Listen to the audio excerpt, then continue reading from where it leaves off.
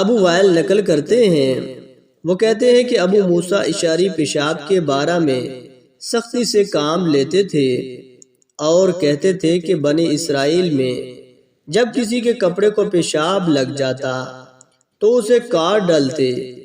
ابو حذیفہ کہتے ہیں کہ کاش وہ اپنے اس تشدد سے رک جاتے، کیونکہ رسول اللہ صلی اللہ علیہ وآلہ وسلم کسی قوم کی کوڑی پر تشریف لائے اور آپ صلی اللہ علیہ وآلہ وسلم نے وہاں کھڑے ہو کر پیشاب کیا۔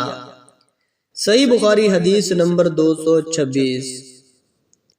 اسما کے واسطے سے وہ کہتی ہیں کہ ایک عورت نے رسول اللہ صلی اللہ علیہ وآلہ وسلم کی خدمت میں حاضر ہو کر عرض کی کہ یا رسول اللہ، فرمائیے ہم میں سے کسی عورت کو کپڑے میں حیض آ جائے تو وہ کیا کرے؟